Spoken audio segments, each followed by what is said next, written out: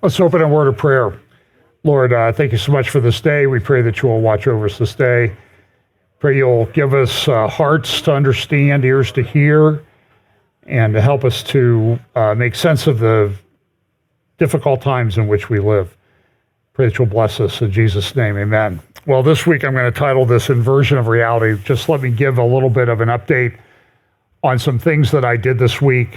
Last Monday, this is an interview of Danny Seaman. Used to be head of the government press office in Israel. We talked about the war in Gaza, the situation in the West Bank, and a little bit about what's going on up north. Danny was very, very straight with me. Danny works with the Israeli Defense and Security Forum, IDSF, that I highly recommend that you watch. So you can get that on our YouTube channel. I do a weekly update Q&A or just discussion with Tom Hughes on Tuesdays. I think it's going to be running live most Tuesdays at 2 p.m. Eastern, 11 p.m. Pacific. And I may have those times wrong. Maybe it's 2 p.m. Eastern. I think it's 2 p.m. Eastern now. Yeah, 2 p.m. Eastern, 11 a.m. Pacific. And then on this Thursday, I'm going to get a couple of my friends together, and we're going to try to have a couple-hour discussion about technology and the end times and how we can navigate that. And that'll be Tom Hughes, Britt Gillette, who does End Times Bible Prophecy, and Scott Townsend. And Scott and Britt will scare you to death. I'm the calm guy in the room. No, I'm just kidding. They're both wonderful guys, and have a lot of respect for them. And so that'll be Thursday at 6 p.m. Eastern live on the FBC YouTube channel. And we're also going to try to stream it onto Britt's channel and Tom Hughes' channel, hopeforOurTimes.com, and then End Time Bible Prophecy. That's Britt's channel. And then I don't know if Scott has a specific channel or not. So that's going to be a couple hours. We thought that it would do that. And then in a few weeks, I'm going to sit and have a similar discussion with longtime friends, Mike Spalding, pastor of Calvary Chapel in Lima, and Carl Techribe from Canada. And I probably shouldn't try to say whenever I say the name of something in another country, I don't say it right. So I don't know if Manitoba or Manitoba, near Saskatchewan. I don't know if it's Saskatchewan, So somebody will write and tell me how to say it. So not something that I talk about every day. So I think that's going to be on about March 6th or 8th.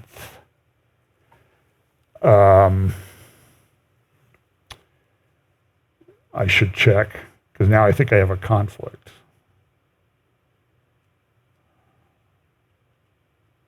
Nope, I don't.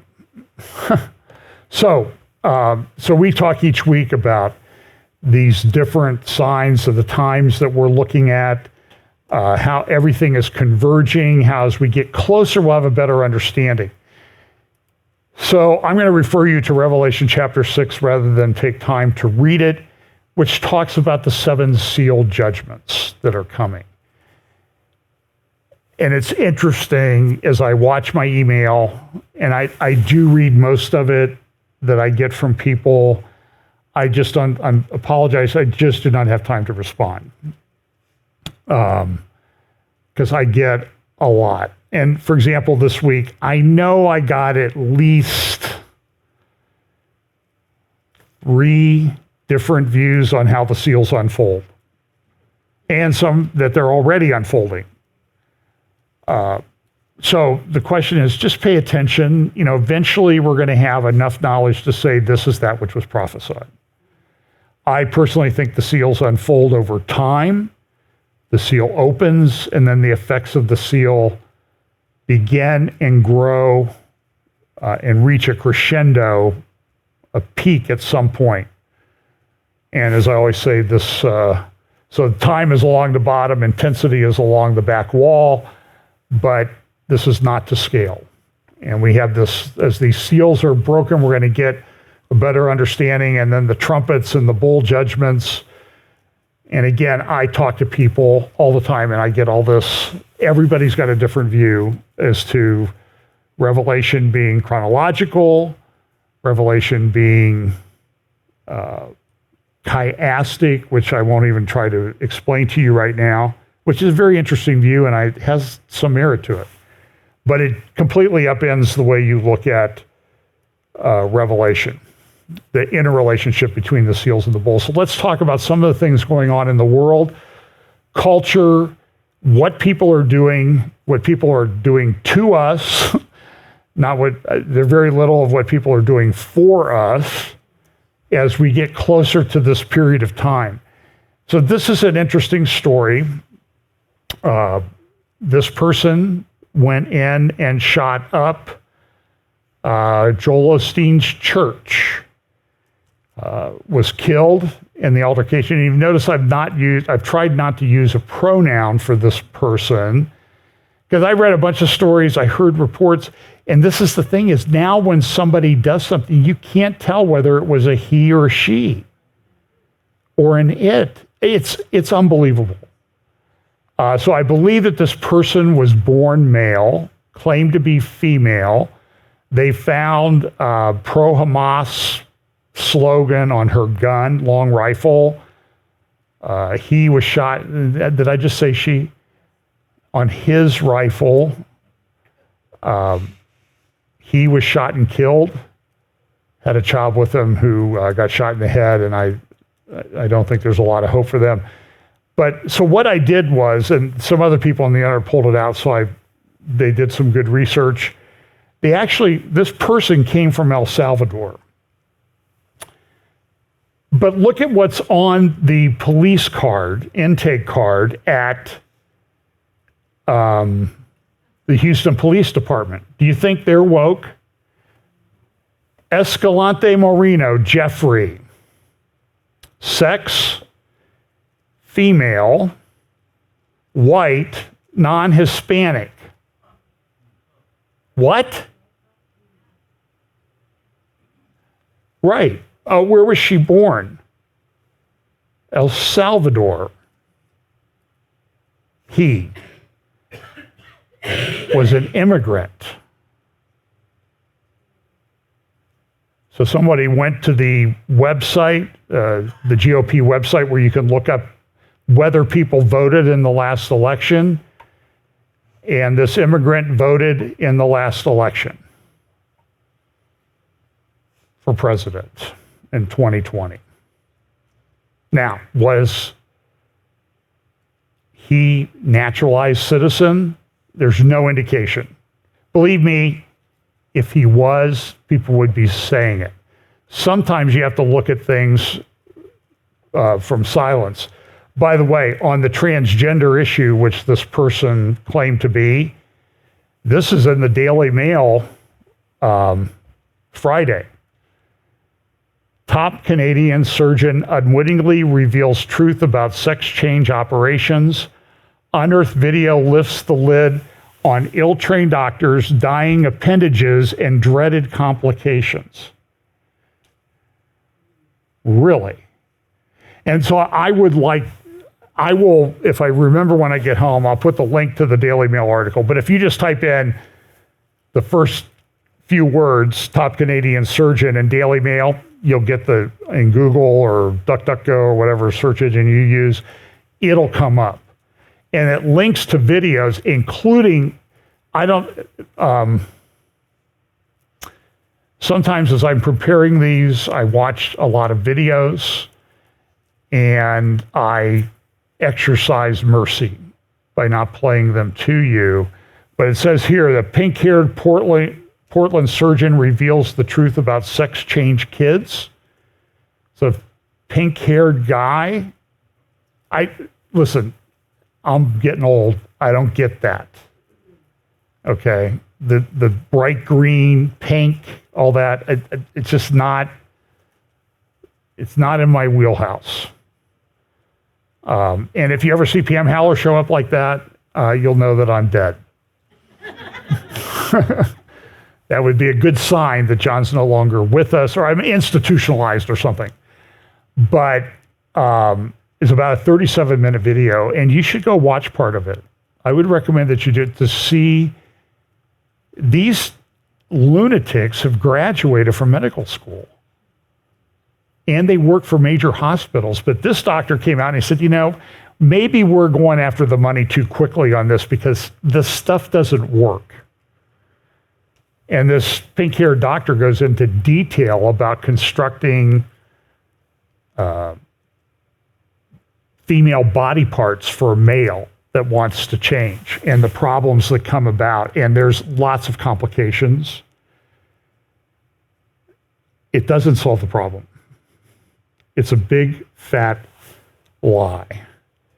So then we had this. The Kansas City Chiefs won the Super Bowl. They had a parade in Kansas City, and there was a shooting. Now, the question is, have you heard them identify the race of the shooter? I have not.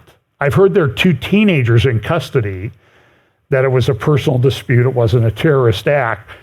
And so on Bill Maher's program on Friday night, Ann Coulter and Van Jones, who used to be with CNN, were talking about the identity, the racial identity of the shooter, and here's how the discussion went.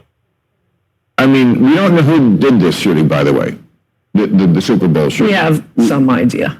What? If it were a white man shooting, we'd know. Well, we don't know. But that's how we know it's not a white man. I can tell you that much. Do you think they were pressing that reporting? They wouldn't tell us about the transgender woman that shot up the Christian school for like a year? San Bernardino out here. Remember the crazy terrorist Muslims? That's when I first noticed, they're not telling us who it is. It's not a white male. The longer they go without telling you, it's not a white male. Okay, well, we don't, for this one, for right now, as of Friday night, February 16th, we know. We don't officially know. Okay, you have special powers. Well, and that special power is common sense and experience.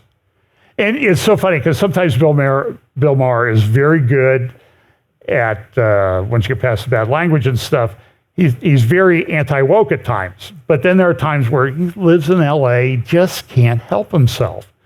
And of course, Van Jones. So then Ann Coulter and Van Jones had a little discussion about the problem. Here you go.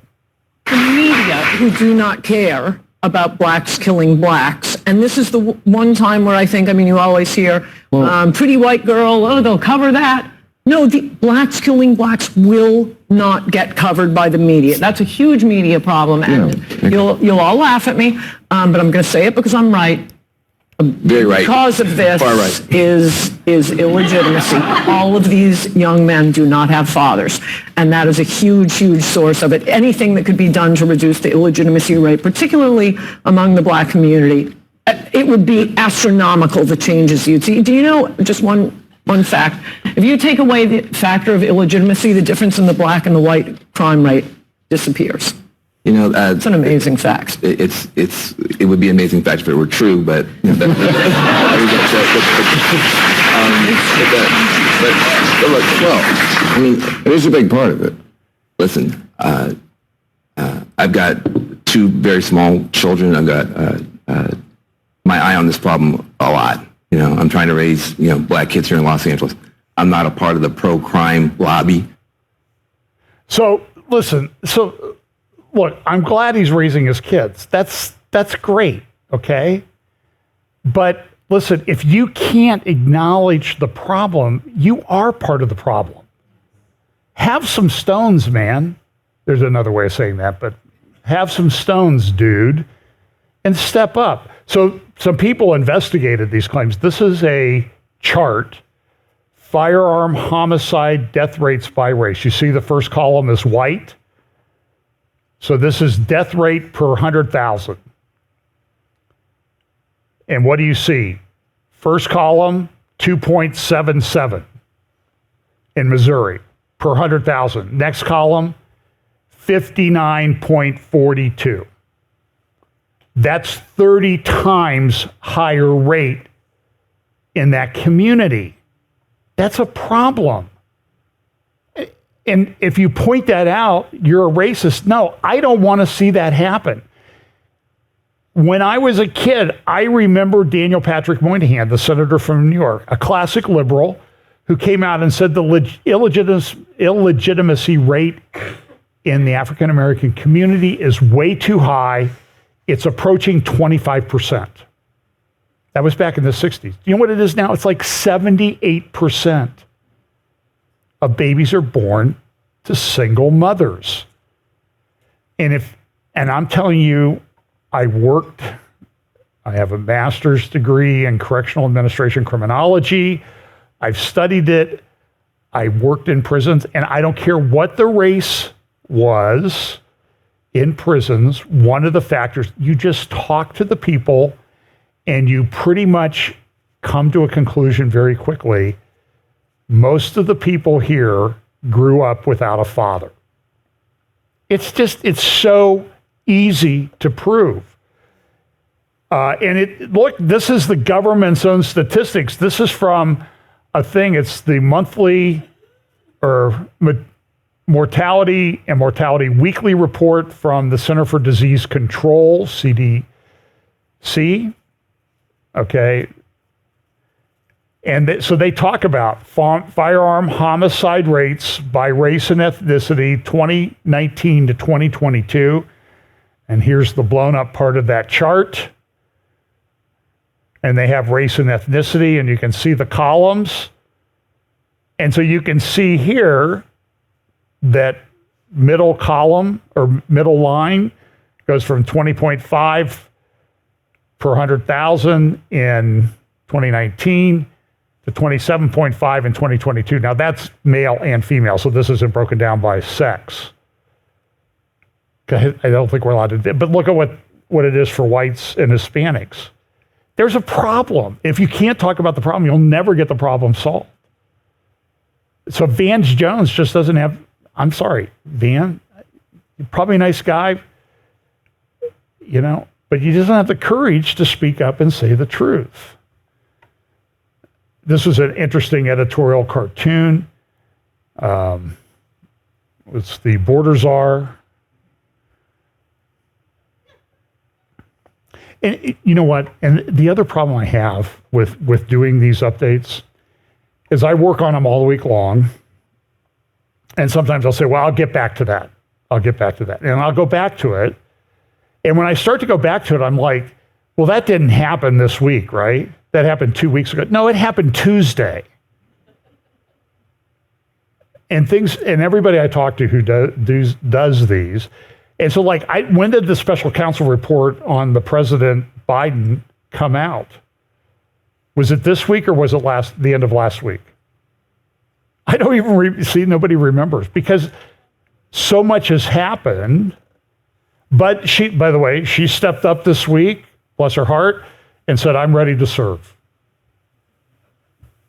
That ought to scare you to death. And maybe that was the plan all along. Somebody said that nobody will invoke the 25th Amendment against Biden because she's vice president, which means she would become president. And maybe there'll be a big rallying cry, but I'm hearing a lot of chatter that they're going to go to get Michelle Obama to run.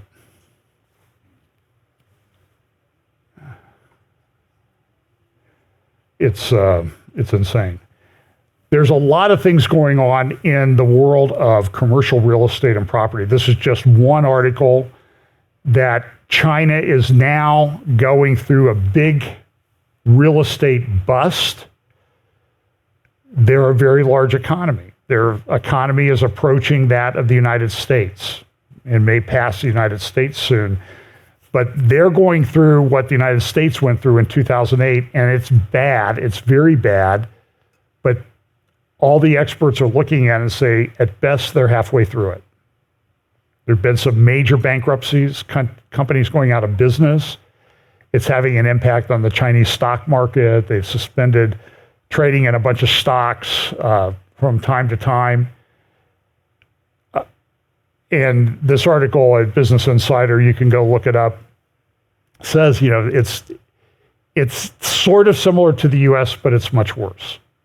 The commercial real estate issue is bad here in the United States. Property values are falling, but the banks have not yet priced that decline in commercial real estate values into their portfolios. And a lot of those loans are going to have to be refinanced this year if the property value is lower. I think I played a clip from 60 Minutes last week or week before that said they won't be able to refinance, or they'll just turn the property back to the bank. But that has an impact on the banks. That puts pressure on the banks and the bank's cash reserves and that type of thing. And so a lot of people are saying we could have a real estate crisis here in the United States. This is an article from the Financial Times the other day on climate change, because everything has to relate back to climate change. So the uninsurable world is what this is called. And I don't remember if I mentioned things at this point on podcast or here. So if I've said it before, just act like you never heard it before from me speaking here. I was talking to somebody who insures a lot of churches, helps churches get insurance. He was telling me churches who paid $5,000 to $8,000 a year for their insurance with relatively low deductibles, like $5,000, are now being quoted $155,000 to $185,000 for a year of insurance, and their deductible's been increased to $75,000. Now, Financial Times says, well, that's because of climate change, because there's all these storms. And the interesting thing is, we know there's going to be weather issues in the end times. But now we have this explanation. It's not maybe God doing this to judge the world. It's man doing it to himself, and it's you bad people who don't do what we tell you to do. So, interesting graph in the increase in insurance rates that you're seeing across the market.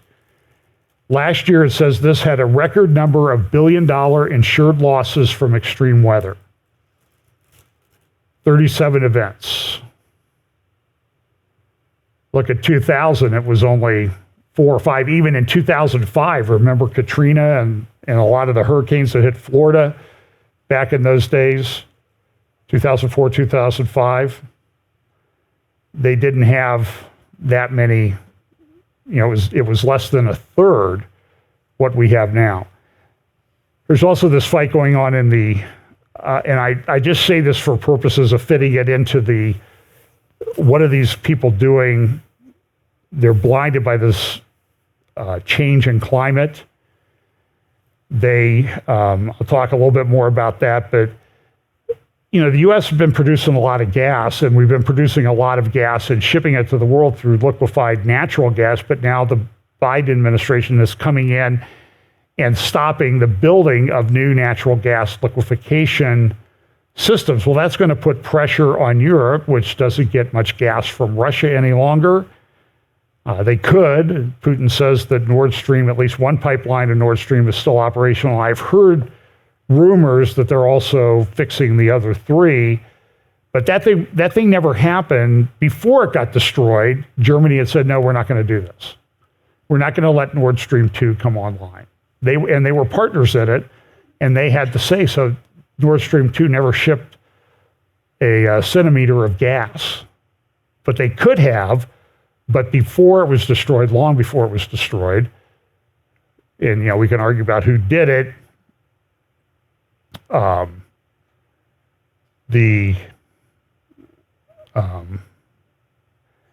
I think it was some people from the West that did it. Let's just put it that way. Although I could make the case from a legal standpoint that elements within the Russian business community could have done it to themselves. I know people say, oh, you're absolutely out of your mind. No, I'm not. I know how the documents read. I'm just saying is you can make the case for that, but all evidence does seem to indicate that it was the West. But so we're producing a lot of gas right now in the United States. Something's going on though. Gas has gone up like $1 over $1 a gallon for regular. I've got it for $2.03 a gallon a few weeks ago, and I saw this morning it's like $3.40 a gallon on the way to church for regular. But Shell is even predicting a rise in LNG demand of 50% by 2040. This is going to make the climate change people just their head explode. Now, I'm going to talk a little bit about AI. There was this meeting this week. Now, in 2023, this meeting in Dubai was called the World Government Summit. Apparently, they got a lot of grief over the title World Government. One world, we can't talk about a one world government, and I'm sure that's going to get tagged with some kind of warning on this video. And by the way, every video we put up now, they create a transcript of. So if you have trouble following on YouTube, if you're watching on YouTube, click on the CC button, and usually sometime Sunday or late Sunday or Monday, there will be closed captions. It's all done by voice recognition, artificial intelligence, that type of thing. The problem is, and I see this from a lot of friends, they're actually going back to old videos that have been okay and on your channel for years and saying, oh, you weren't allowed to say that. We're going to demonetize you for that video. And a lot of times, well, they don't tell you what they did, why they did it. Now, we don't monetize our channel. Sometimes there will be ads that appear, but that's because I use a video. And so to not get a copy, to sort of settle whether it's fair use or not, it's always fair use. They allow ads to be attached to our videos, and all the revenue that might be generated goes to the holder of the alleged copyright. So I've said the worst person in the world is Oprah. So I haven't played many of her clips for a long, I don't even know if she's doing anything anymore, except using her money unwisely to cause a lot of trouble. But so in 2003, the World Government Summit met. This year, they changed the name. In fact, I went back to archive.org. If you go to archive.org, if you grab the URL, the address, copy it from the address bar in your browser, go to archive.org and paste it in, it will show you every time that they saved that URL an image of the page. And so I went back to 2003 to February, and it was called the World Government Summit. Now today, it's called the World Governments Summit. Well, that'll fool them, right? Boy, I'm glad they did that. Yeah, World Government Summit. Yeah, I'm sure that they did not. So I've got a couple clips, and I'm only going to play them because we just had Davos. I don't think I played any clips of him. I'm going to play a clip of Klaus Schwab, who gave the keynote address at the World Government Summit.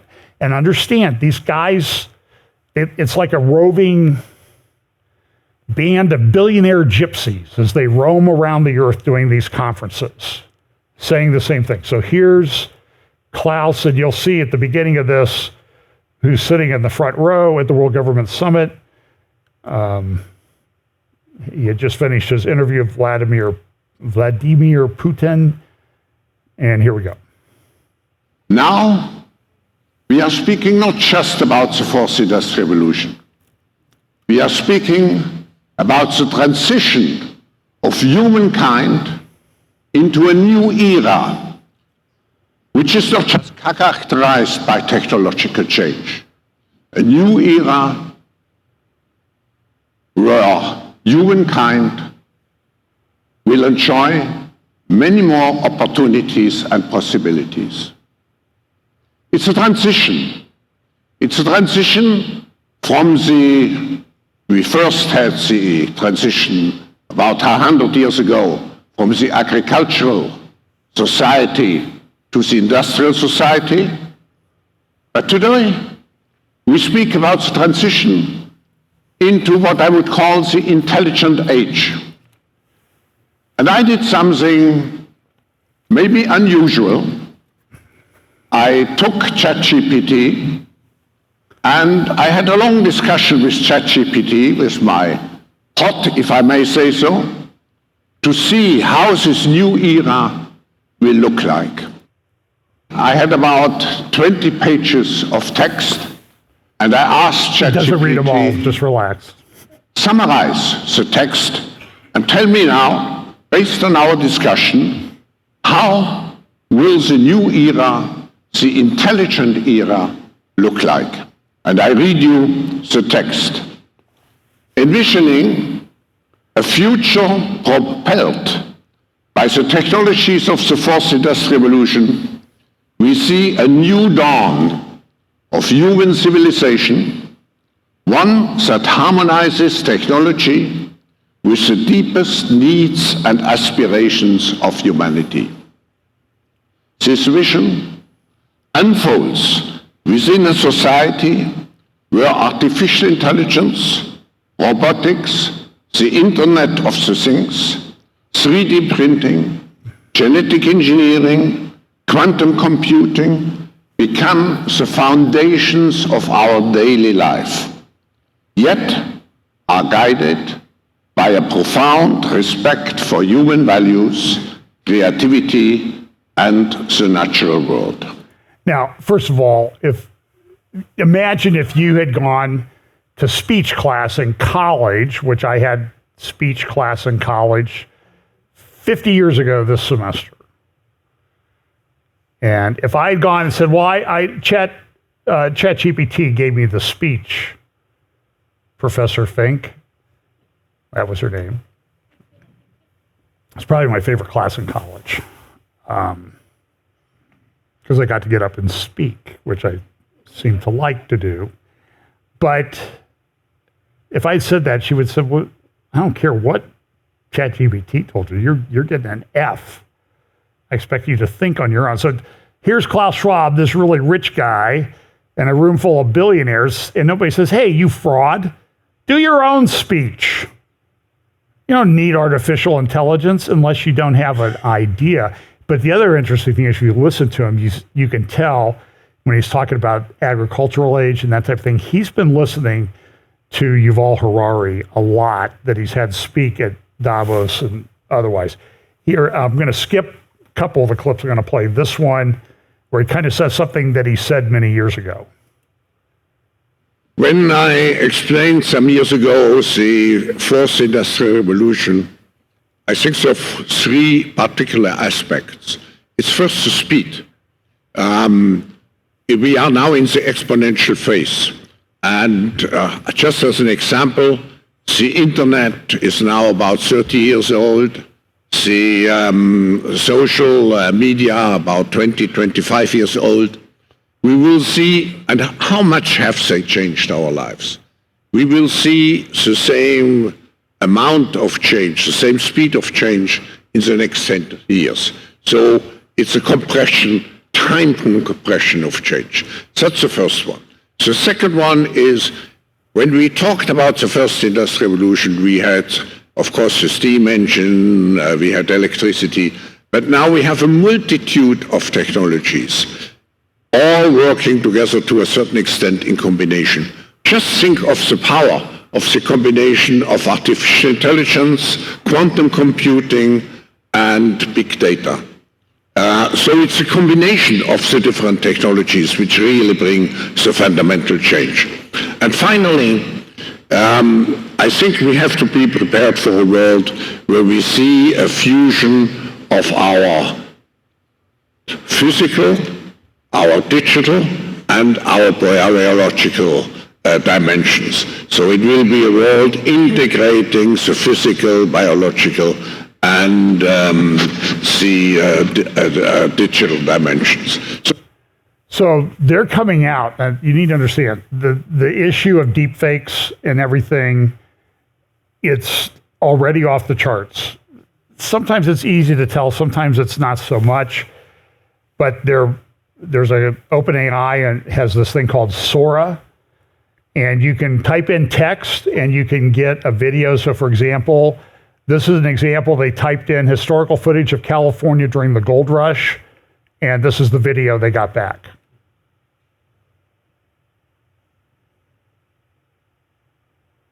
So here's a little video. I don't think there's any sound on this. So they like a litter of golden retriever puppies playing in the snow.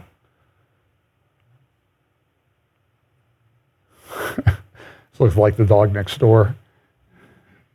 Borneo wildlife on Madagascar. It's all generated by AI. Drone view of Big Sur. I'll give a shout out to my friend Scott, so you can use this for your vacation pictures now. Photorealistic close-up of a naval battle of old ships on a cup of coffee. Here's the California Gold Rush again. I think there's one more. Oh, there's a couple more on here. It's actually pretty good. It's not dirty enough, but it's, you know, looks like they've been out just sweeping the dirt lately. Somehow I saw a picture of Deadwood. We were in Deadwood, South Dakota last year, and saw a picture of it 100 years ago. Beautiful silhouette animation of wolves howling at the moon.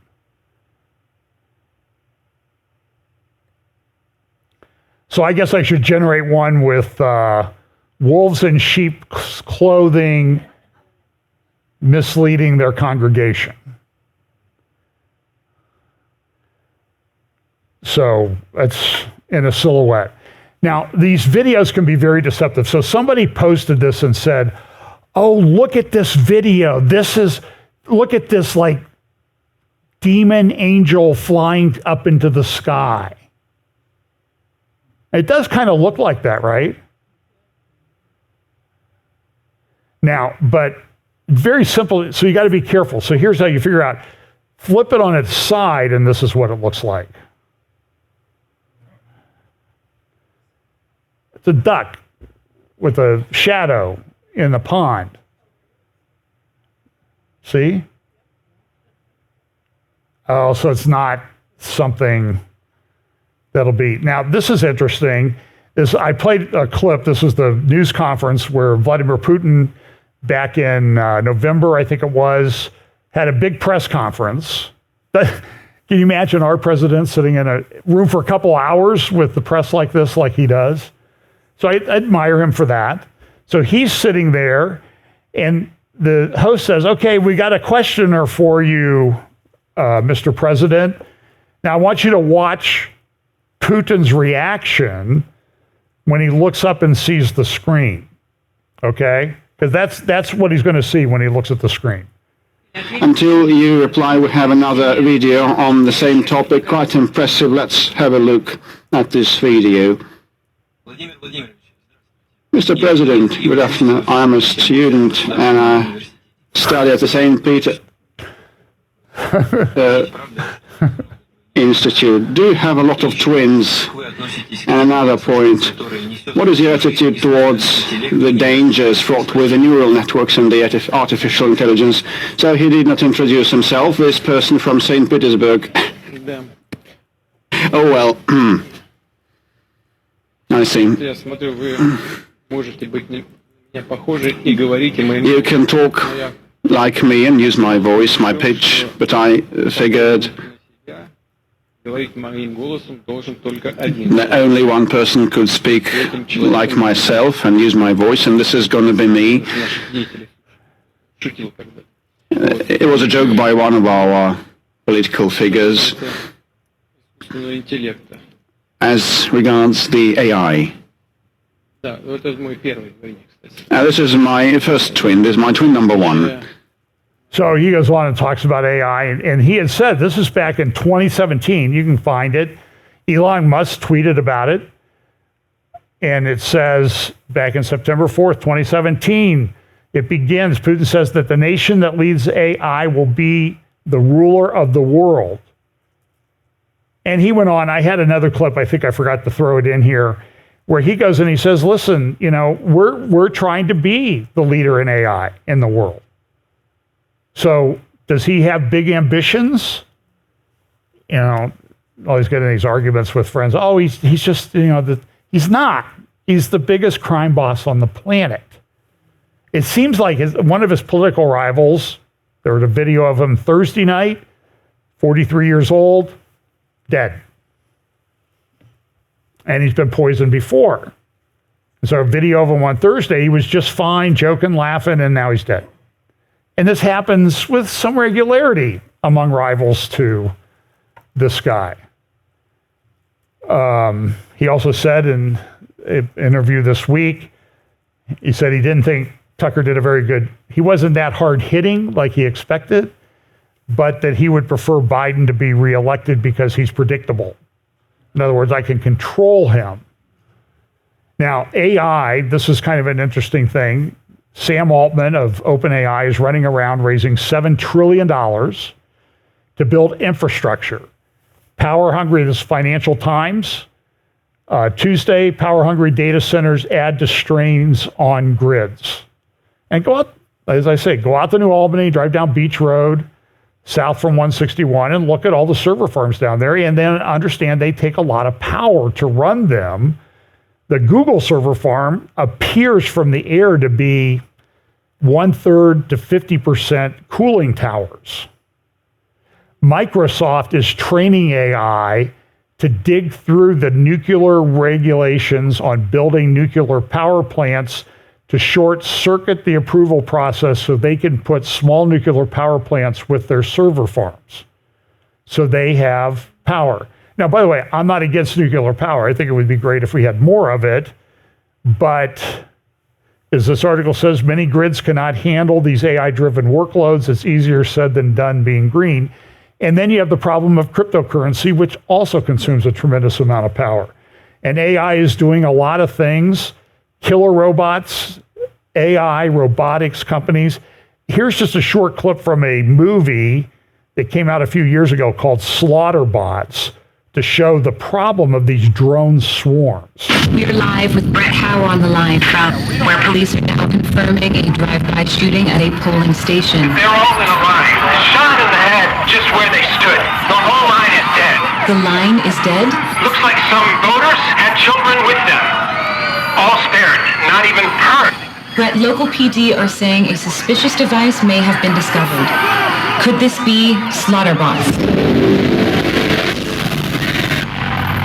On the ground, I can see. I haven't heard any. So when you see these New Year's Eve shows like in Abu Dhabi or Dubai, where they have all these drone swarms making flags and silhouettes or images of people in the sky, understand that that all has a military application. It's all done by computers. You couldn't orchestrate 300 people to get the drones to fly like that, or maybe 2,000 drones. But then you can get these drone swarms, and so now this is a problem. And so this is a movie about what these drones can do, or robotics. Yet another national security crisis for this administration. Everybody was dancing, and then suddenly we were. So that's a movie. You can get that on the eye. New AI deepfakes complicate 2024 votes. It is. It's going to be a problem. Big tech vows to fight bogus electoral AI content. Trump has expressed concern about this. So the Lincoln Project, which hates Trump with a passion, came out with this video. And you'll see at the beginning, it says, hey, Donald Trump, you say you've accused us of doing fake AI? Okay. Or AI-generated videos about you? Look at this one, Trump. Okay. Donnie, I always knew you'd blow it. You were always a fool, a joke, low rent. I bailed you out so many times. Your deals were all garbage. You couldn't even make money off a casino. I'm ashamed you have my name. That's an AI-generated video of Donald Trump's father castigating him. And again, we have these cases against Trump. His hush money case is going to go to trial. I think this is probably the weakest one. We have the thing that appears to be falling apart down in Georgia. I don't know whether it will. And we know it's okay to keep top secret documents in your garage, but supposedly not at your estate where they're under surveillance of the Secret Service. It's an insane world. this is, I think I heard this on Glenn Beck. So here's mention that AI is being used to go back and review people's emails, Twitter posts, YouTube videos, what you said to suppress their reach. So Glenn Beck said this week they did a documentary and it's been demonetized. And he goes, we spent money to put that together, but you don't like what we said, so now you're going to demonetize. And so Google will get to keep all the ad revenue money for themselves, like they need it, or these little companies and NGOs that have propped up, like this is a single person guy, single person entity called Center for Countering Digital Hate, counterhate.org is the website, and he's come up like, we've got to challenge them on the new climate denial. Well, what's the new climate denial? If you say, well, I think global warming is actually not bad for humanity. I think, Gary, I said to you, if I'm fighting for tea times in February in Ohio, I'm fine with global warming. Bring it on. I liked last week when it was in the 60s better than this week. But so he says we used AI. So he uses, this single guy uses AI, and he's the guy who went after Glenn Beck. So Glenn has a big staff, pays him well. Look at what happened. We use AI to analyze denialist claims in thousands of hours of YouTube content. And now it's not so much that you say, well, I don't think this has been proven. It's if you're now saying, well, it may not be a problem in a lot of places. And again, when we live in this end times thing where a lot of these weather events are to become more predominant, it's crazy.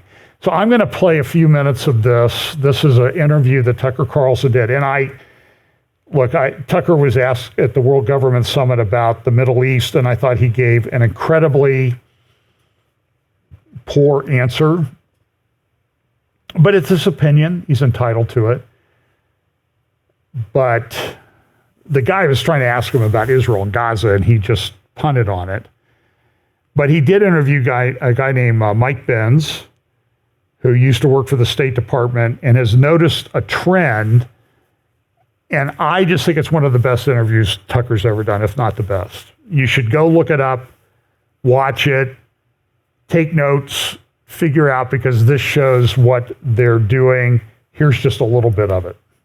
Censorship of mail-in ballots is really one of the most extraordinary stories in all American history, I would argue. What happened was you had this plot within the Department of Homeland Security. Now, this gets back to what we were talking about with the State Department's Global Engagement Center. You had this group within the Atlantic Council and the foreign policy establishment, which began arguing in 2017 for the need for a permanent domestic censorship government office to serve as a quarterback for what they called a whole-of-society counter-misinformation, counter-disinformation alliance. That just means censorship, the counter-mis-disinfo. But their whole society model explicitly proposed that we need every single asset within society to be mobilized in a whole-of-society effort to stop misinformation online. It was that much of an existential threat to democracy. And so, but they fixated in 2017 that it had to be centered within the government because only the government would have the clout and the coercive threat powers and the perceived authority to be able to tell the social media companies what to do, to be able to summon a government-funded NGO swarm to create that media surround sound, to be able to arm an astroturfed army of fact-checkers, and to be able to liaise and connect all these different censorship industry actors into a cohesive, unified whole. And the Atlantic Council initially proposed with this blueprint called forward defense. It's not offense, it's forward defense, guys. They initially proposed that running this out of the State Department's Global Engagement Center because they had so many assets there who were so effective at censorship under Rick Stengelsteed and under the Obama administration. But they said, we're not going to be able to get away with that because we don't really have a national security predicate, and it's supposed to be foreign-facing. We can't really use that hook unless we have a sort of national security one. Then they contemplated parking at the CIA. And they said, well, actually, there's two reasons we can't do that. The CIA is foreign-facing. We can't really establish a counterintelligence threat to bring it home domestically. Also, we're going to need essentially tens of thousands of people involved in this operation, spanning this whole society model. You can't really run a clandestine operation that way. So they said, okay, well, what about the FBI? They said, well, the FBI would be great. It's domestic. But the problem is the FBI is supposed to be the intelligence arm of the Justice Department. And what we're dealing with here are not acts of law breaking. It's basically support for Trump, or if a left-wing populist had risen to power like Bernie Sanders or Jeremy Corbyn, I have no doubt they would have done in the UK. They would have done the same thing to him there. They targeted Jeremy Corbyn and other left-wing populist NATO-skeptical groups in Europe. But in the U.S., it was all Trump. And so essentially what they said is, well, the only other domestic intelligence equity we have in the U.S. besides the FBI is the DHS. So we are going to essentially take the CIA's power to rig and bribe foreign media organizations, which is a power they've had since the day they were born in 1947, and we're going to combine that with the power, with the domestic jurisdiction of the FBI by putting it at DHS. So DHS was basically deputized, it was empowered through this obscure little cybersecurity agency to have the combined powers that the CIA has abroad with the jurisdiction of the FBI at home. And the way they did this, how did an obscure little cybersecurity agency get this power, was they did a funny little series of switcheroos. So this little thing called CISA, they didn't call it the Disinformation Governance Board, they didn't call it the Censorship Agency, they gave it an obscure little name that no one would notice called the Cybersecurity and Infrastructure Security Agency, whose founder said, we care about security so much it's in our name twice. Everybody sort of closed their eyes and pretended, that's what it was. But it was created by act of Congress in 2018 because of the perceived threat that Russia had hacked the 2016 election, had physically hacked it, and so we needed the cybersecurity power to be able to deal with that. And essentially on the heels of a CIA memo on January 6, 2017, and a same-day DHS executive order on January 6, 2017, arguing that Russia had interfered in the 2016 election, and a DHS mandate saying that elections are now critical infrastructure, you had this new power within DHS to say that cybersecurity attacks on elections are now our purview. And then they did two cute things. One, they said mis, dis, and malinformation online are a form of cybersecurity attack. They are a cyber attack because they are happening online. And they said, well, actually, Russian disinformation is, we're actually protecting democracy and elections. We don't need a Russian predicate after Russiagate died.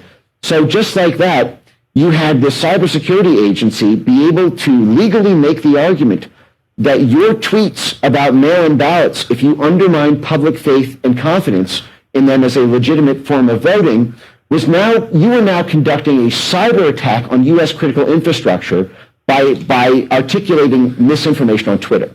And just like that, now what they did then is they... So in other words, complaining about election fraud is the same as taking down our power grid. Yes, you could literally be on your toilet seat at 9:30 on a Thursday night and tweet, I think that mail-in ballots are illegitimate.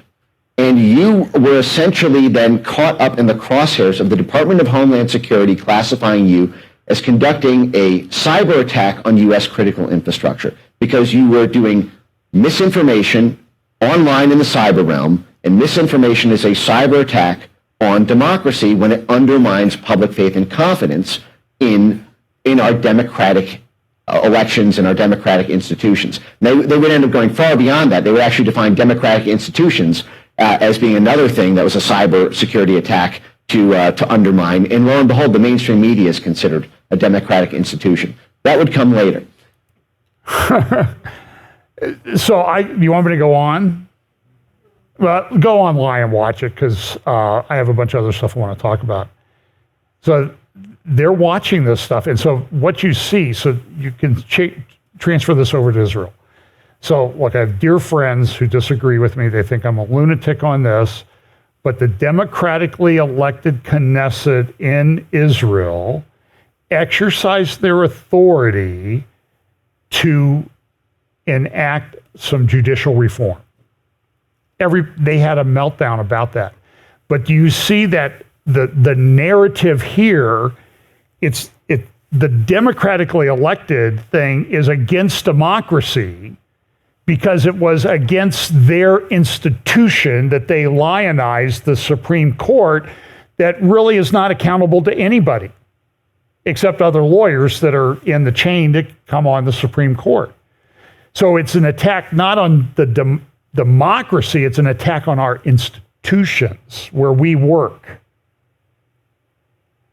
So, listen, we can argue about whether the judicial reform in Israel was important or wrong or anything or was advanced by the wrong people. Everybody was talking about we need a judicial reform. Then somebody did it, and there was a meltdown in Israeli society over it because it attacked their institution, which they now call a democratic institution. But it's an institution that exists within a democracy. There's nothing democratic about the Israeli Supreme Court because the fix is, an old Facebook post of mine popped up this week where I had posted about the cases against Prime Minister Netanyahu. And some of them are they're totally bogus. Listen, I'm a lawyer. I know the law. They're ridiculous. And when I was at the Knesset a little over a year ago, I asked people, when are these cases against Netanyahu going to be over? And I had made this post back in 2017, 6 years ago. And in 2022, they said, well, they'll last another 5 or 6 years. Well, why are they doing that? Because that's the way they can control Netanyahu. And a lot of people think he needs control. That's fine. Vote him out of office. But and get a constitution that puts some other protections in if you think that's important. They have a lot of people doing this. Here's a CNBC interview with a guy from Meta, Facebook. Listen to what he says about how many people they have working in this area. It does strike me that this is an issue, disinformation, misinformation, interference with the election that the government should be taking on. How many people do you have working on this issue? And how do you know what's enough? So we have around 40,000 people working on kind of safety and integrity on our platforms. Generally, we spend a lot of money on it. We've spent about $20 billion in recent years on things like election integrity, about $5 billion in the last year alone. But here's the interesting point.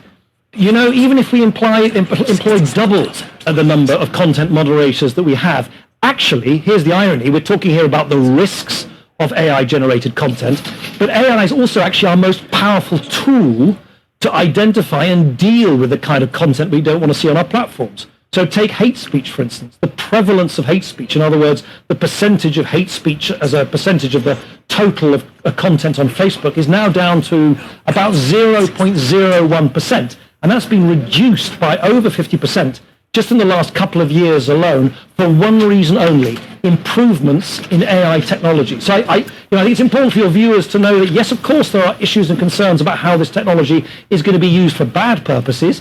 It's ironically also the same technology that helps established players from making sure that their policies are being properly respected and enforced. Okay. So here's Munich Security Conference. I don't really have any clips from that this week. But Europe they're saying, Europe can't rely on America anymore.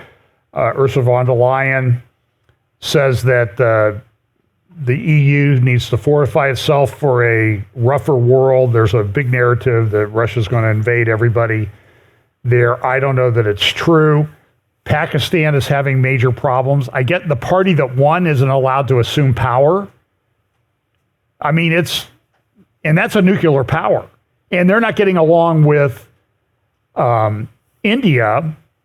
And India took over an old Muslim mosque site and built this big Hindu temple on it that they just opened in the last couple of weeks. And remember, India was probably the biggest, in terms of numbers, slaughter in human history in this conflict between Muslims and Hindus. And I know for a fact missionaries, they came after Pastor Steve, if you remember, when he was over in India, and they're now doing that to Christian missionaries in India. So if you know them, you need to pray for them, for their safety. It's not good, and they're both nuclear powers, and it's crazy. Russia, Russia's taking over a city in the Donetsk region, and you can see they just pretty much destroyed the thing. So the city's right here in that little crook in the middle, and I won't try to pronounce the name. And then this was a big article in the Financial Times. Alarm mounts over Moscow's hostile stance towards the West. We are living in truly dangerous times and at a point when large-scale conflict is more likely than it has been in recent history, said a military intelligence official. Russia's bellicose intent is still there, said a second UK defense official. Its land forces have been degraded in the Ukraine, but its air force and navy are largely intact, and Russia is still a major nuclear power. I mean, all this is true. The warning hangs over the Munich Security Conference, which started yesterday. The annual gathering of security, military, and intelligence officials and experts provides a snapshot of the global defense picture at a record time of instability. And they talk about Russia's rebuilding its defense industry, and there's also an article, I've read a bunch of articles this week, that the European Union, EU, NATO countries just can't keep up with the production that's going on in Russia. So it's a big concern. And they keep saying this, that Russia's intent and capability to attack a NATO country before the end of the decade was pretty much consistent within the US-led military alliance. Russia also launched this kind of led to a lot of, everybody was going crazy. One of the congressmen, I think it was Mike Turner was his name, said Russia's doing a killer satellite or nuclear weapons in space. This is a video of the launch. And then as people unpacked it, maybe it is just a satellite launch. We don't know yet. We just don't know.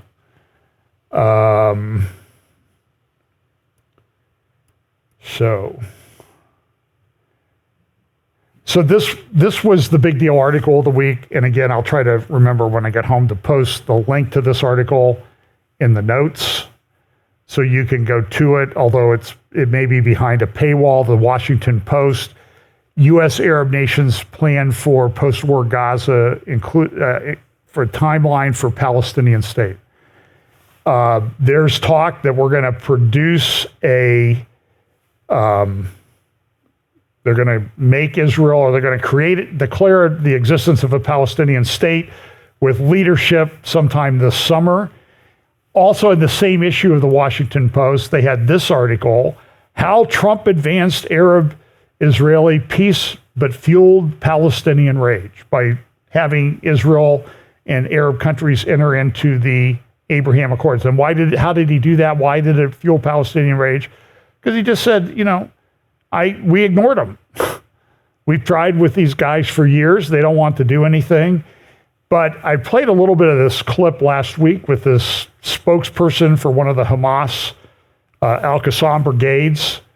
And in his talk on television, he said this. We look back 100 days. This is why he's saying, this is why one of the reasons we did this on October 7th. Now, a lot of people say it was the Abraham Accords, but he drills down into some more facts, which I think are relevant from a Bible prophecy standpoint. So you look back 100 days to remember the educated, the complicit, and the incapacitated among the world's powers governed by the law of the jungle, reminding them of aggression that reached its peak against our path, Al-Quds, Jerusalem, and Al-Aqsa, which they consider that whole Temple Mount compound, with the start of its actual temporal and spatial division and the bringing of red cows as an application of a destable religious myth designed for aggression against the feelings of an entire nation in the heart of its Arab identity and the path of its prophet, the night journey and ascension to heaven. All of that is a lie. That is not what the Quran says. It didn't happen in Jerusalem. A lot of people have said this, Arab publications, Saudi publications, but the narrative is that's why they have to do this, to get the conflict on the Temple Mount with the Jews. And by the way, that's a picture of a red heifer. You can read about that in the book of Numbers. There is talk that the red heifer may be sacrificed around Passover this year. Doesn't have to be a temple. It would be used to purify the temple and the area of the temple. They've bought land on the Mount of Olives because the area where the sacrifice takes place has to overlook where the Holy of Holies will be. So they have the Mount of Olives. They have the plot of land, and they have a number of red heifers, apparently, that are ready to go. They're old enough. They came, I think, in large part from around Rockwall, Texas, where I spoke at a conference this past year. And by the way, that article appeared in the New Yorker magazine about the red heifers. Forcing the End was the title of the article. It was published in December 1988. So it's been around a while. So they talk about this is one of the reasons was the red heifer is why we're going after them. So back to this article, the Biden administration and a small group, this is from the Washington Post, of Middle East partners are rushing to complete a detailed, comprehensive plan for long-term peace between Israel and Palestinians, including a firm timeline for the establishment of a Palestinian state that could be announced as early as the next several weeks. The urgency of the effort is tied directly to a proposed pause in the fighting and release of the hostages held in Gaza by Hamas that is being negotiated by the United States, Qatar, and Egypt. An initial ceasefire, projected to be at least 6 weeks, would provide time to make the plan public, recruit additional support, and take the initial steps towards its implementation, including the formation of an interim Palestinian government, according to U.S. and Arab officials. And the Saudi foreign minister was at the Munich Security Conference today in Munich, Germany, saying, yeah, we want to do this. We think this is a Palestinian state is the way to go. Now, whether that survives when King Salman passes on, I don't know. Planners hope a hostage agreement can be reached before the beginning of Ramadan, the month of Muslim fasting that begins March 10, lest it compound the deprivation and pressure cooker atmosphere in Gaza. We don't want to interfere with the Muslim holy days. Like, does anybody ever say, well, Hamas came on Simchat Torah, an Israeli Jewish high holy day, and did a massacre in the south of Israel? Nobody ever says that. It's unbelievable. The key is the hostage deal, said one U.S. official among several Arab and American diplomats who discussed the subject on the condition of anonymity to avoid derailing the plan before it is completed. But even as planning participants, including Egypt, Jordan, Qatar, Saudi Arabia, the United States, the United Arab Emirates, and Palestinian representatives, in addition to the United States. Now, in this peace deal, who's missing in that list of countries? Israel. They said, well, it's like Israel's kind of an important component to that. And so I've said this for a while. This Daniel 9 thing could be something that's shoved down Israel's throat. Now, the Palestinians won't agree to this. Maybe it'll be shoved down their throat too. Can't discount that possibility.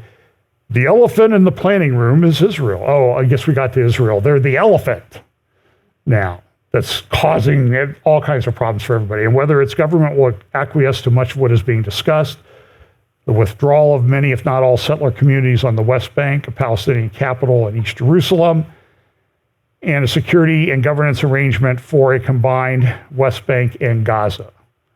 The hope is that Israel will be offered specific security guarantees and normalization with Saudi Arabia and other Arab states that would be hard to refuse.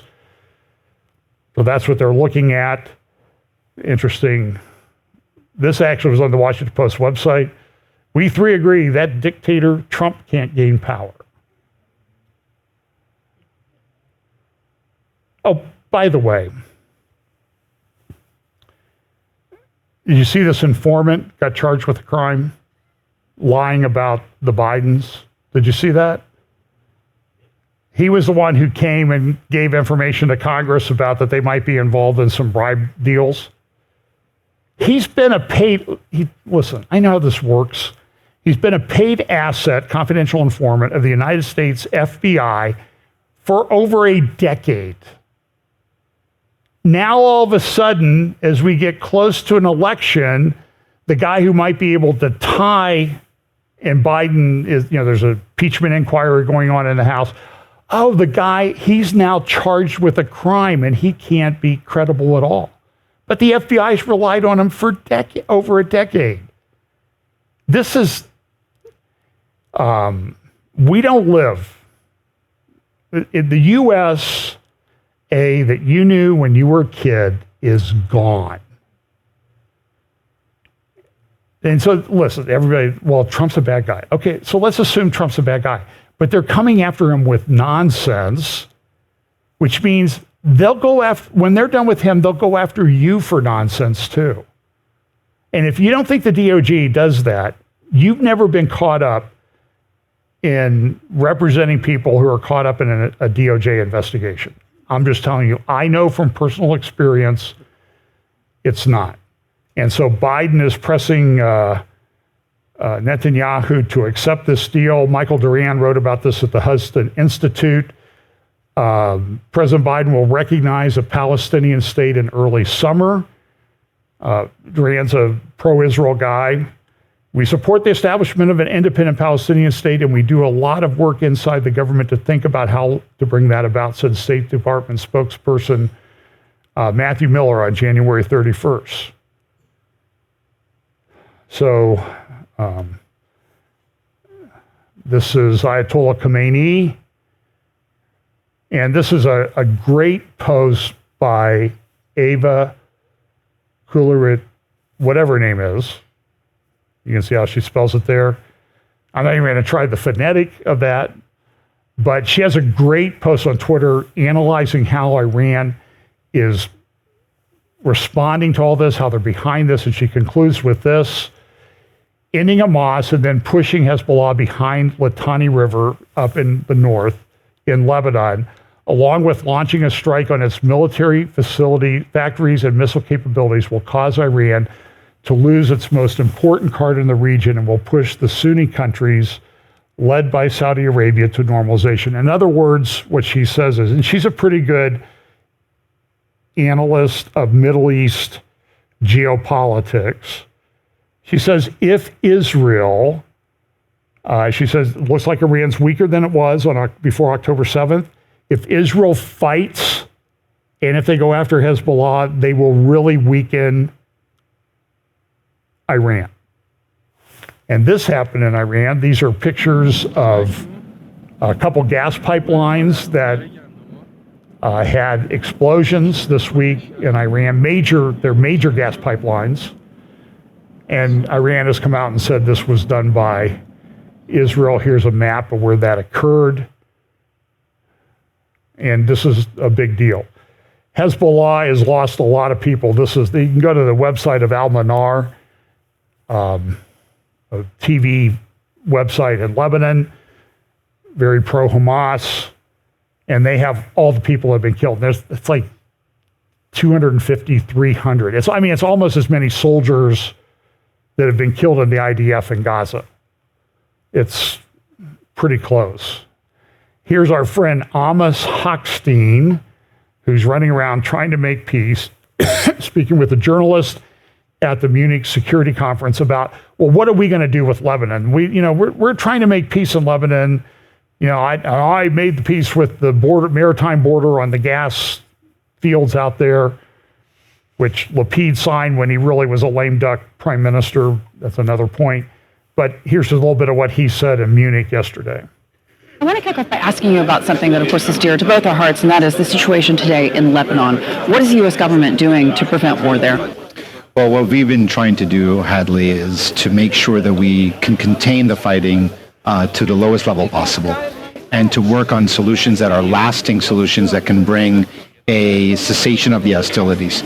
Obviously, there's a tie-in to what's happening in Gaza. I've been to Lebanon on a couple of occasions recently and to Israel just a few days ago. President Biden has been clear that what we want to see is a cessation of hostilities, an ability for people of Lebanon to return to their homes in the south. There are over 100,000 people who are displaced, and Israelis to be able to return to their homes in the north of Israel on the border. But they have to be able to return not just because there's a ceasefire, but because there are conditions in place that guarantee the security. And I think that conditions have changed after October 7th. The requirements of what counts for security is not the same as it was on October 6th. And therefore, we have to have a more comprehensive... Okay, I don't particularly care for him. So Israel's now attacking Lebanon, Washington Post. They're hitting major sites in southern Lebanon. Here's front page of the Al Akhbar newspaper yesterday. And they're talking about we're going to withdraw to within 10 kilometers. The proposal from Hochstein is they'll withdraw to within 10 miles of the border. That's 10 kilometers. That's 6 miles. And Nasrallah gave a speech, and in his speech, what he said was, "Listen, what we're going to do is we're going to take revenge on Israel. They killed some of our people the other day, a mother and a couple kids, in a strike in Lebanon. We're going to take blood revenge on that." And then they also said, listen, we're going to, if you think it's bad in Israel right now, so in Lebanon, they've had about 100,000 people had to evacuate the southern part of Lebanon. In Israel, they've had about 100,000 people evacuate the northern part of Israel. And Nasrallah says, listen, you push us, we'll make it 2 million people in the north will have to evacuate. You're talking like all the way down to Haifa or more. And we're going to do it. And so that's what he says. Good article at Foreign Affairs, even though I'm not a big fan of them. Russia's dangerous new friends. Russia's long been a supporter of the PLO. In fact, they're the ones who came up with the Palestinian term back in the 60s. And you can take, what do they say? You can take the guy out of the KGB, but you can't get the KGB out of the guy, and Putin was a KGB agent. So here's another article about, from the Hudson Institute. The second point that they have is that the Houthis are going to continue to be a problem. Unmanned surface vehicle deterrent is exacerbating the conflict in the Red Sea. We're not ratcheting them down, even with the attacks. And so what you have is you have this low-level warfare that's more than an annoyance. A lot of ships are avoiding the Red Sea. They're tracking and tagging every ship that's bound for Israel in any fashion from going into the Red Sea, which means if they're coming from China, they have to go all the way around Africa, all the way through the Mediterranean. Now, part of what the G20 did at their meeting in India in September was they came up with this trade corridor that would go across. Ships from the United Arab Emirates and Saudi Arabia and Bahrain would transfer their cargo to trucks. They would take them across Jordan to Israel to ports where they'd be put back on ships and then shipped across. And they would save that big transit time. But the concern is, and this is the corridor of betrayal is what Tehran is calling this. And the question I had for somebody, we were talking about it this weekend, it's like, if they're attacking ships, why aren't they going to attack? Do you think they might not use the drones to attack trucks that are driving through the desert? Now, they're going a little bit faster, but the drones can probably handle them with artificial intelligence and programming. So it's going to be a problem. Yemen is very poor. They're getting money from Iran. And they're a major headache in world shipping right now. It's about, I think, 15% of total world trade goes through the Suez Canal, and about 25% of oil and gas that's shipped by water goes through there. So it can have a big problem. And then you have the problem of the Straits of Hormuz that Iran can shut down. Here's from Financial Times, ships are shutting down. This is a tweet, an article about Iran has a ship, a container ship, that has these containers that hide missile launchers. This has been talked about by the guys at Center for Security Policy, Frank Gaffney and others for a long time. I think they're called Project K or K Club containers, and they will do that. And so, I mean, you can see this is how they're launching them from these containers And how many of these have made it through into our country and have been distributed? We don't know. I mean, we don't know who's coming across the border. Hezbollah missiles ready to hit as far as Eilat. Again, some headlines from the Tehran Times. Endless Hamas. No foreign dictates on Palestinians. And in the interview with, now this third point in this article at the Hudson Institute is that Biden's doing this because he's afraid of losing Michigan in the election. Well, the people who are making decisions are afraid of losing Michigan in the election. I don't know that it's Biden at this point. I just think it's cruel to put him out there all the time like that. By the way, King Abdullah II of Jordan was here with Biden. They did a big news conference the other day, and they talked, we need to assure the safety of the Muslim holy sites. They're not. There's a mosque there. I'll grant you that. But none of the stuff that you say happened on the Temple Mount happened on the Temple Mount. This is the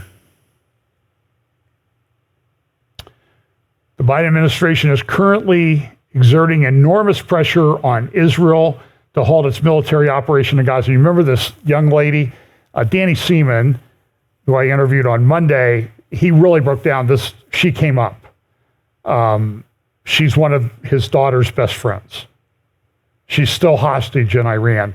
You might remember this. This was the report on October 8th by Christiane Amanpour at CNN. Here's what she said about what happened to her. We're now getting new video that shows Hamas appearing to take Israelis captive. This video has been geolocated by CNN, but we want to warn you that it is disturbing. It's war. This is in Gaza. You can see a barefoot woman pulled from the trunk of a Jeep by a gunman and then forced into the back seat of a car. Her face is bleeding and her wrists appear to be cable-tied behind her back. The Jeep is also appearing to have an Israeli Defense Force license plate, suggesting that it might have been stolen and brought into Gaza. And her pants were bloody. So here's one of the UN chiefs with regard to the Palestinian Gaza thing. Listen to what he says in this interview on Sky News. This is about 2 minutes long. You've talked about being a mediator, and you've mediated with so many different factions and groups, terrorist organizations over the years that have come to the negotiating table. In terms of Israel's plan to eliminate Hamas and have them never be part of any future negotiation when it comes to Gaza, do you think that's realistic? I think it's very difficult. And as you say, I've worked with many different terrorist and insurgent groups.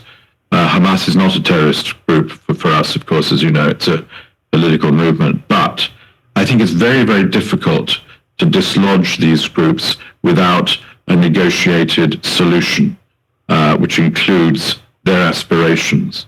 I cannot think of an example offhand of a place where a victory through warfare has succeeded against a well-entrenched group, terrorist or otherwise. But given the track that Israel is going, the path that Israel is going down, and it has said that without total victory, without the elimination of Hamas, there is no moving forward, there is no day after.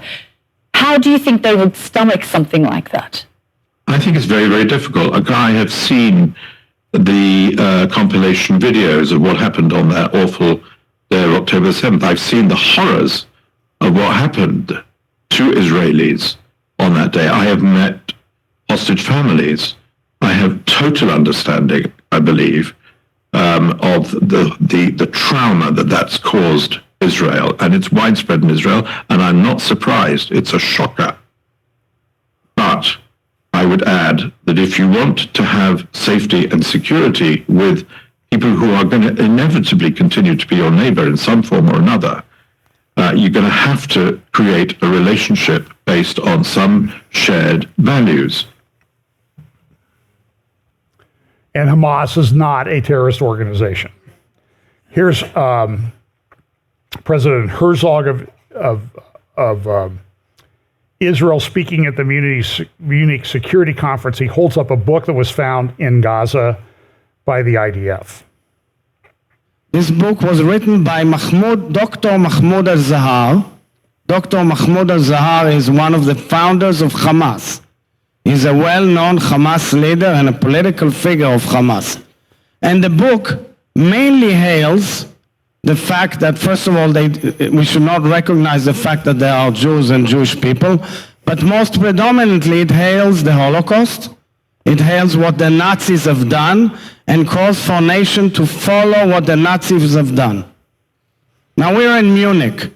In the outskirts of Munich, there's the Dachau concentration camp. Tens of thousands of our nation, of Jews, were slaughtered in Dachau. And that's the problem, meaning we have to have a coalition of all of the moderate forces in the world fighting this ideology. And the moderate forces in the world include many Sunni countries too, because they will be attacked by the same jihadists as well.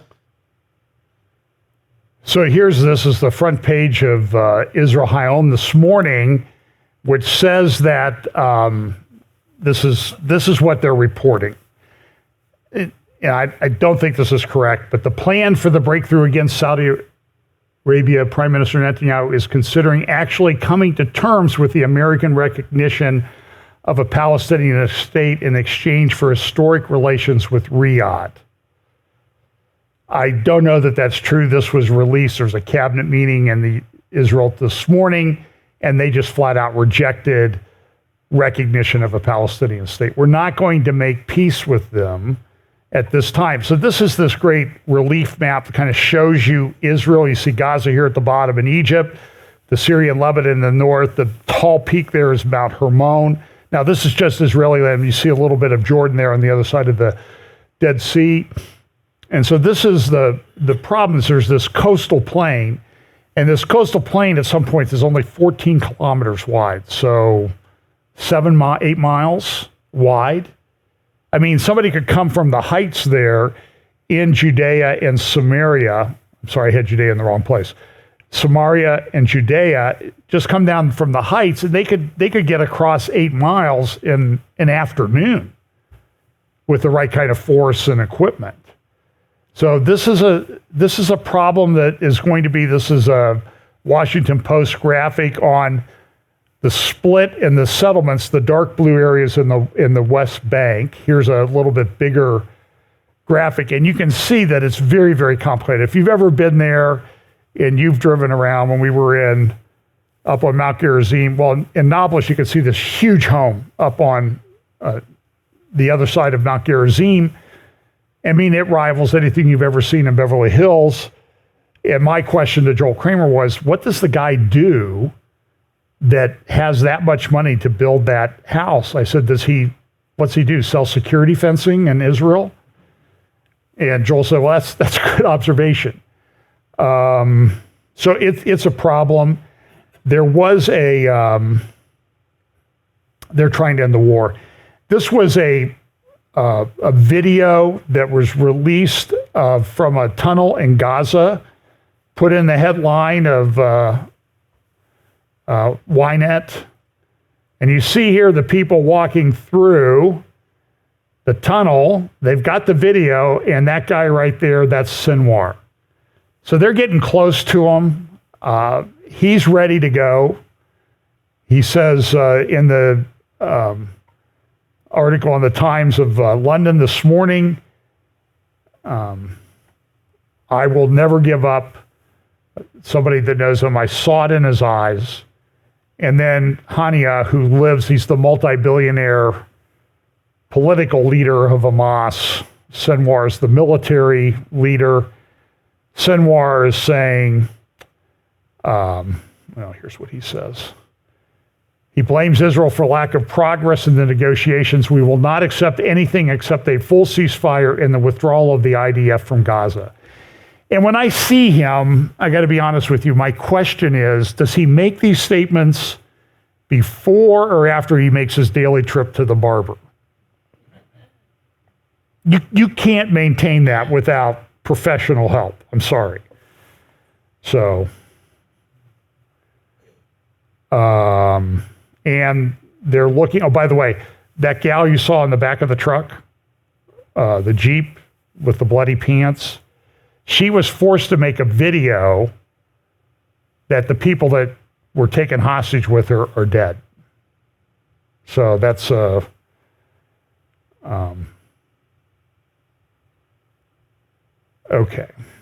So what's this? Okay, last thing.